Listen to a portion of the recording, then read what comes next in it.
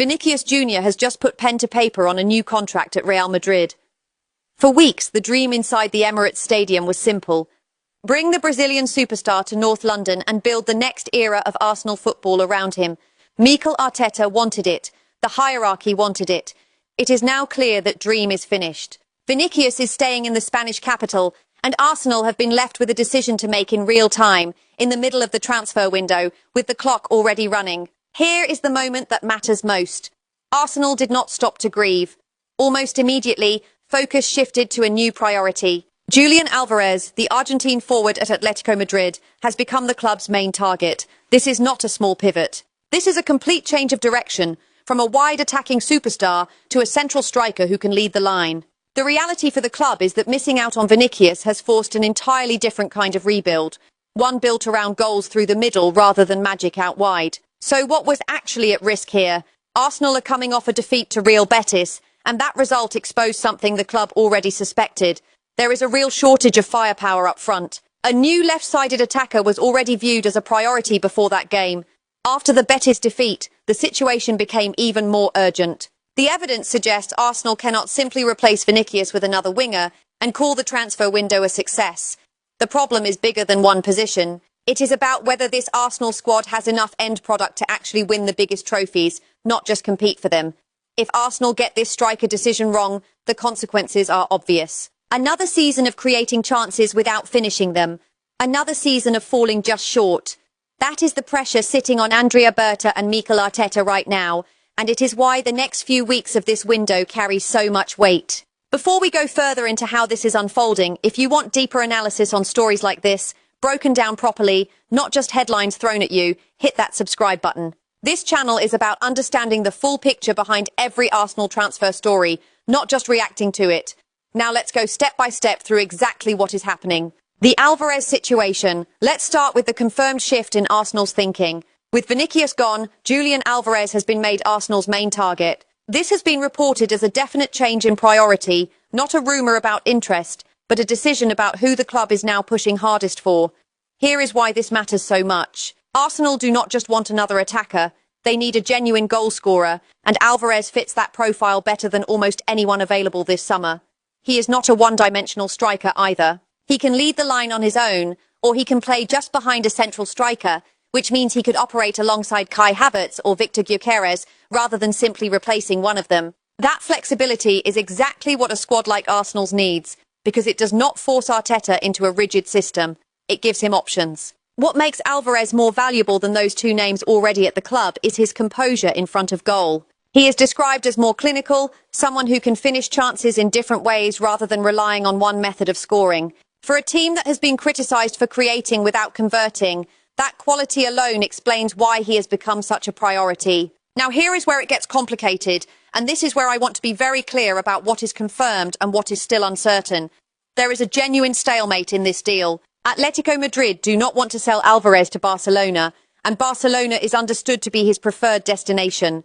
Atletico would rather let him leave to a club outside Spain altogether. That detail is important because it is not Arsenal creating the opportunity here. It is Atletico's refusal to strengthen a domestic rival that has kept this deal alive for Arsenal at all. That is the opening. Arsenal are not the first choice for the player himself, but they may be the path of least resistance for the club that owns his contract. The challenge now is convincing Alvarez that a move to North London is the right decision, even though it was not his first preference. That is a delicate situation. You cannot force a player to want somewhere. You can only make the opportunity compelling enough that he chooses it anyway. There is also a personal thread running through this. Andrea Berta was the man who signed Alvarez for Atletico Madrid in the first place. He knows the player, he knows the family, and he understands what convinced him to move once before. If anyone at Arsenal is positioned to get this deal over the line, it is Berta, because he has already done it once. My own read on this is straightforward. This has all the signs of a slow-burning deal rather than something that gets resolved quickly. When a player has a preferred destination and that destination is blocked, clubs in Arsenal's position typically wait for the player himself to accept the alternative reality rather than trying to force a quick agreement. Expect this one to run for weeks, not days. There is one more layer worth mentioning here, because it shows just how broad Arsenal's attacking search actually is. Alongside the striker search, there has also been exploration of a deal for a wide forward, with Liverpool also showing interest in the same player. Arsenal are also actively searching for a new centre-back. This is not a club making one signing and calling it done. This is a squad being rebuilt on multiple fronts at once, attack and defence together. The Romero situation. Now let's move to something far more explosive, and something Arsenal fans may not have expected at all. Cristian Romero. Here is the confirmed reporting. Arsenal are monitoring Romero's situation. That is different from an official approach, and it is important to be precise about that distinction, because this is being described as interest and observation, not a bid. What makes this story remarkable is who else is involved. Both Atletico Madrid and Inter Milan have been credited with genuine interest in signing Romero this summer, and Inter are believed to have a broad agreement in place with Tottenham already, for a fee understood to be around £40 million, including add-ons. So Arsenal are not just casually watching a player who nobody else wants. They are reportedly circling a deal that two other major European clubs are already working on seriously. That tells you how highly rated Romero still is around Europe, and it tells you Arsenal see genuine value here if the opportunity presents itself. Now here is the part that separates this from a normal transfer story. Tottenham are currently unaware of any interest from Arsenal. Let that sit for a moment. This has not become public knowledge inside Tottenham's football operations yet.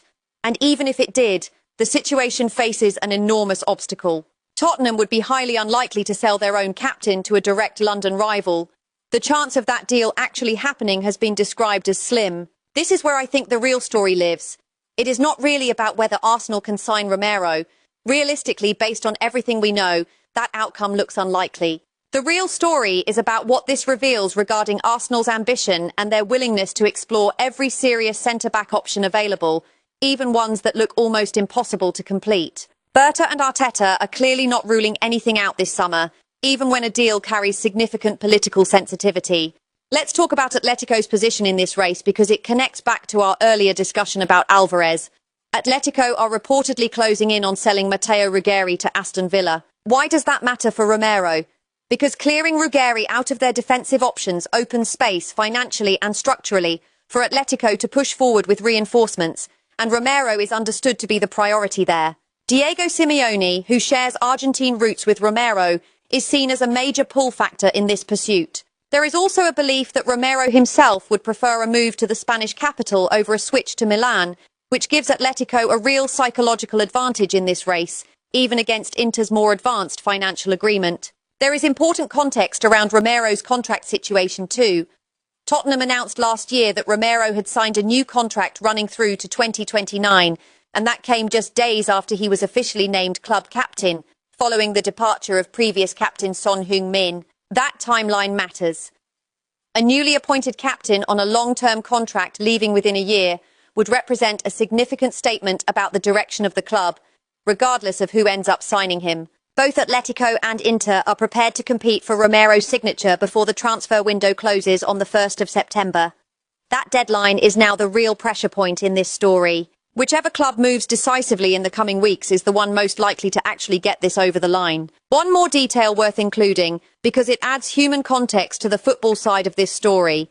Tottenham's head coach spoke generally about his approach to players who want to leave, describing conversations he had early in his time at the club, where he told certain players that if they helped him keep Tottenham in the Premier League, he would in turn support them if they wanted to move on. He specifically praised Romero's professionalism and behaviour throughout that period, and clarified that suggestions Romero wanted to leave to prepare for Argentina's World Cup involvement were not accurate. He also spoke about respecting the will of his players generally, including comments related to another player at the club.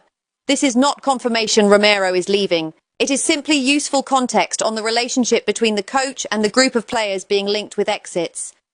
My analysis here is simple. Treat the Arsenal interest as exactly what it is being reported as, monitoring, not a formal move.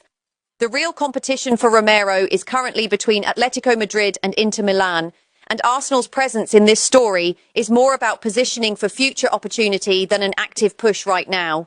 The wider picture, 10 signals from across the window. Now I want to walk you through 10 separate pieces of information that have emerged around Arsenal in this window. Each one tells us something different about the direction the club is heading in. I will lay out what is being reported, then give you my own read on what it actually means. Julian Alvarez and the Barcelona stalemate. The reporting here confirms Arsenal are interested in Julian Alvarez, and that there is currently a stalemate because Atletico Madrid do not want to sell him to Barcelona. Atletico would rather see him leave for a club outside Spain if he is going to leave at all. Arsenal now need to convince Alvarez that a move to North London is the right decision for him, even though his own preference has been described as elsewhere. My take on this lines up with what we already discussed. This is a deal built on circumstance rather than the player's first choice. Arsenal are not winning a bidding war here. They are benefiting from Atletico's refusal to help a domestic rival.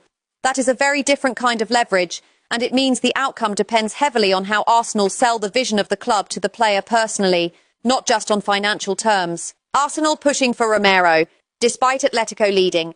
This is the same Romero story from a slightly different angle. Arsenal are described as pushing to sign Romero, even though Atletico Madrid are currently leading that race. Berta is working to find a way to strike a deal, but Arsenal face a major obstacle because of their long-standing relationship with Tottenham. Atletico are in direct talks with Tottenham and are prepared to pay around €40 million for the defender.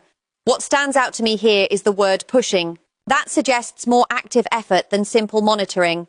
It is possible that Arsenal's level of interest has increased since the earlier report, even if the outcome remains difficult given the relationship between the two London clubs. Either way, Atletico's willingness to pay a set fee directly to Tottenham puts them ahead in this race for now. The left flank search and Bradley Barcola Arteta has been trying to strengthen Arsenal's left side of attack, and this summer that has included exploring a deal for Bradley Barcola with a valuation around £128 million.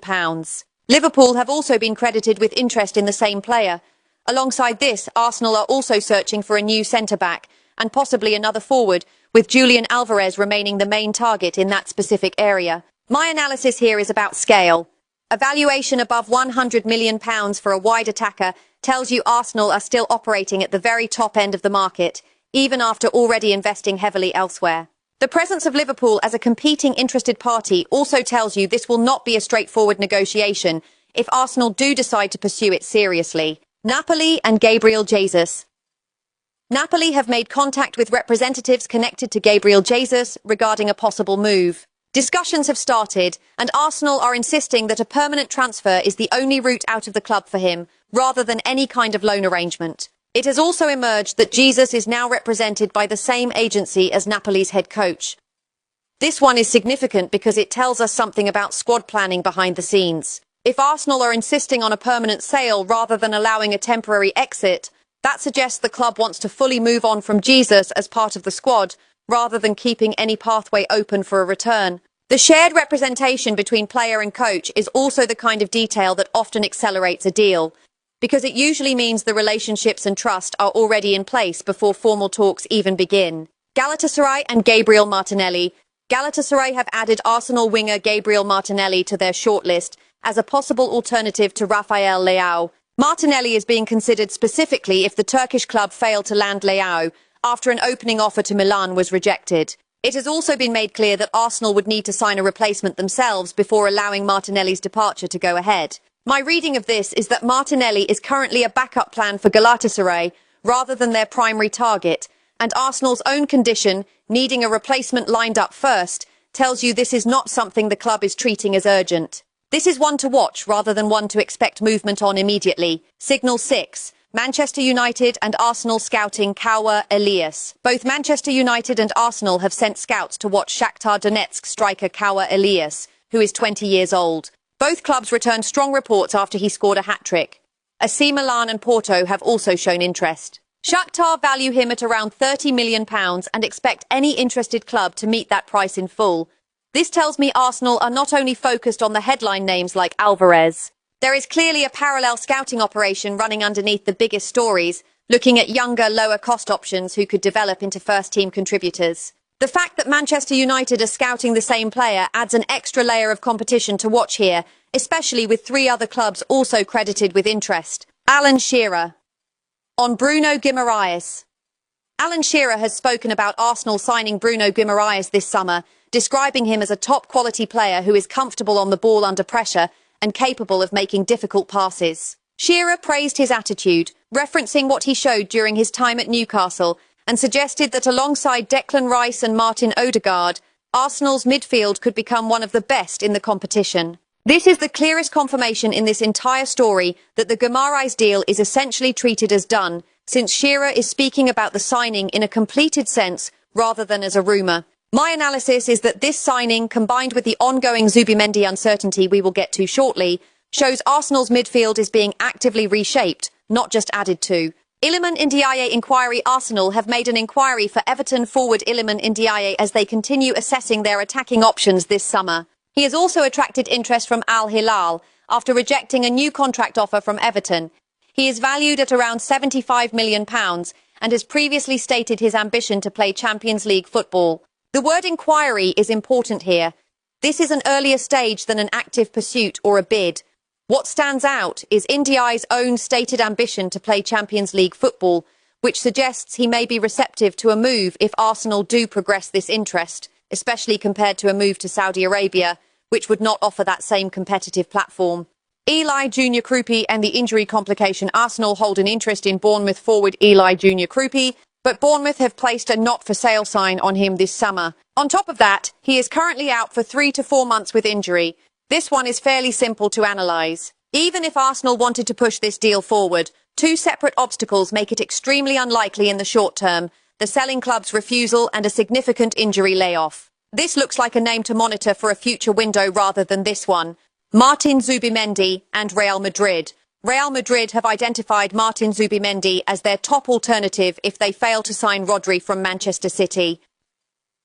Zubimendi's future at Arsenal has been thrown into doubt by the expected arrival of Bruno Guimaraes, and he is reportedly now pushing his own agents to reopen talks with both Real Madrid and Barcelona. This is one of the more significant developments in this entire list, because it directly connects to the Bruno Guimaraes signing we just discussed. Bringing in Guimaraes appears to be affecting squad harmony elsewhere, with Zubimendi reportedly uncomfortable enough with his change in status to actively push for a way out. If this progresses, Arsenal could find themselves managing an outgoing midfielder at the same time as trying to complete incoming deals for a striker and a defender. That is a lot of midfield business happening simultaneously, and it shows how one signing can quickly create pressure somewhere else in the squad.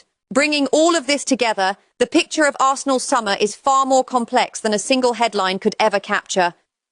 The loss of Vinicius Junior did not slow the club down. It redirected the entire attacking strategy toward Julian Alvarez, a move built on opportunity created by Atletico's refusal to strengthen Barcelona, rather than the player's own first preference. At the same time, Arsenal are reportedly exploring a defensive move for Cristian Romero, a deal that faces serious structural obstacles given the relationship between the two clubs involved, and one where Atletico Madrid currently hold the advantage. Beyond those two central stories, the club is working across almost every position: a search for a new centre-back, continued monitoring of wide attacking options like Barcola, an expected departure for Gabriel Jesus on a permanent basis, a potential exit for Martinelli only if a replacement is found, scouting on younger developing talents like Kaua Elias, an inquiry for Ndiaye, genuine interest in Kroupi held back by injury and a refusal to sell, a well-regarded incoming midfielder in Bruno Guimaraes, and a current Arsenal midfielder in Zubimendi now reportedly pushing to leave as a direct consequence of that same incoming signing. What this tells us, when you strip away the noise, is that Arsenal are not simply reacting to missing out on one player.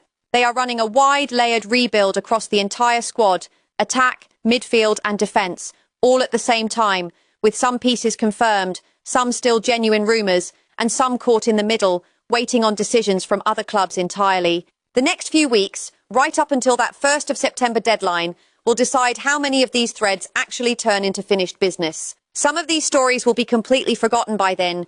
Others could define Arsenal's entire season. There is one more thing worth saying before we close, because it explains why this window feels different from previous ones. In past years, Arsenal's business often centred on 1 or 2 headline deals, with everything else treated as background noise. This summer looks different. The Alvarez pursuit, the Romero interest, the Guimaraes arrival, and the Zubimendi uncertainty are not isolated events. They are connected decisions, each one shaping the next. Bringing in a new striker changes what Arsenal need from the wide areas. Bringing in a new midfielder changes who feels secure in that position. Losing out on one superstar target changes the entire hierarchy of who becomes priority number 1. That is what makes this window worth following closely. Not just the size of the fees being discussed, but the way each decision is quietly influencing every other decision around it. It is also worth remembering the difference between confirmed movement and early-stage interest, because not every name mentioned today will still be relevant by the time the window closes. Bruno Guimaraes looks like the clearest example of a deal already effectively done. Julian Alvarez looks like genuine active pursuit, but one still waiting on the player's own decision. Romero looks like real interest facing a difficult path. Names like Ndiaye, Barcola, Elias and Kroupi sit further back, at the inquiry or scouting stage, where plenty can still change before anything becomes official. Understanding that difference is what separates a casual headline scroll from a proper informed view of where this club is actually heading.